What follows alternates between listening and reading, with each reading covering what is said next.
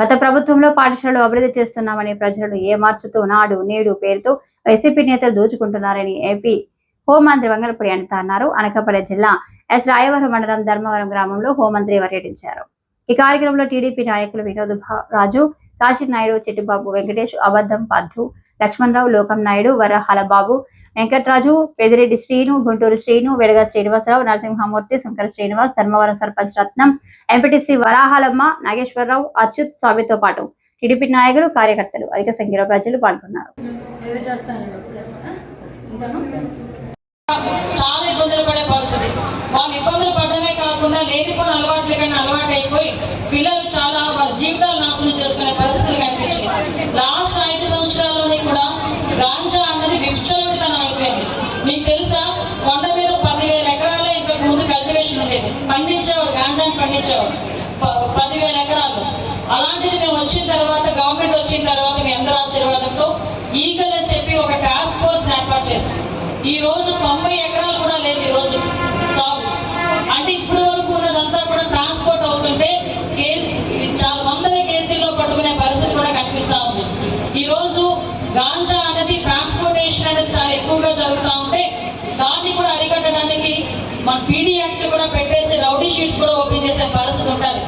ఈ కొన్ని రోజులు పోతే ఎవరైతే ఇంకొంచెం ఎక్స్టెంట్ వెళ్తే ఇంకా పరిస్థితి ఎలా అవుతుందంటే, మన పిల్లలు మనం కంట్రోల్ చేసుకోకపోతే రేపు పొద్దున గాంజా తీసుకున్నారని దొరికితే వాళ్ళ తాలూకా సంక్షేమ కార్యక్రమాలు కూడా ఆగిపోయే పరిస్థితులు కూడా రావచ్చు. అంతవరకు మనం తెచ్చుకోకూడదు. కాబట్టి మన పిల్లల్ని మనం కూడా కంట్రోల్లో పెట్టుకొని, గాంజా అనేది పిల్లలు తీసుకుంటే జీవితాలు నాశనం అయిపోతున్నాయి. దీని మీద చాలా పెద్ద దృష్టి పెట్టాం. దీంతో పాటు ఎందుకు అంటారు, అమ్మ పని పట్ట లేక తిరుగుతుంటే ఇలాంటివన్నీ అలవాటు అవుతున్నాయమ్మా అని. దాని గురించనే మీకు ఆ రోజు మాట ఇచ్చా, చదువుకునే పిల్లలందరికీ ఉద్యోగ అవకాశాలు ఇచ్చే బాధ్యత మాది అని. నేను ఆ రోజు మీకు మాట ఇచ్చింది 20,000 ఉద్యోగాలు ఇస్తానన్నా నియోజకవర్గంలో. కానీ ఈ రోజు మన అందరూ అదృష్టం, మన చుట్టుపక్కల జిల్లాలన్నీ కలిపి 1,00,000 పైన ఉద్యోగాలు ఇచ్చే పరిస్థితి ఈ రోజు కనిపిస్తా ఉంది.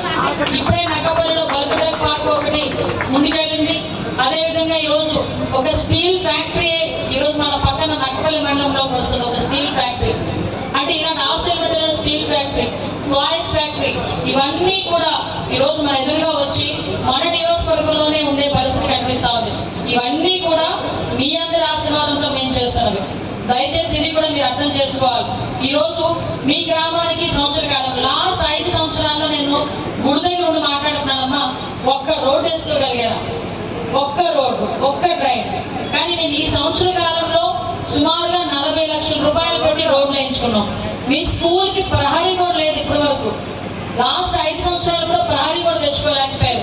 మళ్ళా మాట్లాడితే నాడు నేడు అని మరి ఏం చేశారో నాకు అర్థం కావట్లేదు. కానీ నేను ఈ రోజు ఇక్కడ నియోజకవర్గంలో ఉంటే రోజుకి 2-3 స్కూల్స్ గురించి వస్తాయి. అంటే 40 లక్షల రూపాయలు పెట్టి ఇక్కడ ప్రహరీ కూడా ఇచ్చాం. మరి నాడు నేడు అన్నారు, మరి బోధిగల్లో స్కూల్ ఎందుకు పడిపోయే పరిస్థితిలో ఉందో నాకు అర్థం కావట్లేదు. నాడు నేడు అని చెప్పి స్కూల్స్ బాగు చేసేసామని చెప్పి పైన బోర్డులు మాత్రం పెట్టి పైన పెయింటింగ్ వేసి వదిలేశాడు. డబ్బులన్నీ జేబులోకి వెళ్ళిపోయింది పరిస్థితి అది. మరి కానీ ఈ రోజు మేము లోపలికి వెళ్తే పెచ్చుడిపోయిన గోడలు, పెచ్చుడిపోయిన పైకప్పులు ఎప్పుడు పడిపోతాయో తెలియదు. ఇలాగ మా దగ్గరికి వచ్చిన స్కూల్స్ ఈ రోజు మొన్న నేను ఊర్లో ఉంటే ఇలా స్కూల్స్ వచ్చినవి ఇంచుమించు 10 ఉన్నాయి. అంటే ఓవరాల్ గా ఆ రోజు కూడా నాడు నేడు పేరు చెప్పి ఆ డబ్బులన్నీ దోచేసారే తప్పి కనీసం పిల్లలకి ఇచ్చిన పాపాన పోలే. నిజంగా నాడు నేడు 5 సంవత్సరాలు ఫుల్గా చేస్తుంటే ఈ రోజు నాకు ఒక కంప్లైంట్ రాకూడదు స్కూల్ దగ్గర నుంచి. ఈ రోజు ఎన్నో స్కూల్స్ నా దగ్గర కంప్లైంట్ వచ్చి, అమ్మ శిథిలావస్థలో ఉన్నాయి, పడిపోయే పొజిషన్ లో ఉన్నాయి, అదేదో మనం చెయ్యాలమ్మా అని నన్ను అడుగుతున్నారంటే ఎంత స్కామ్ జరిగిందో ఆ రోజుల్లో మీరు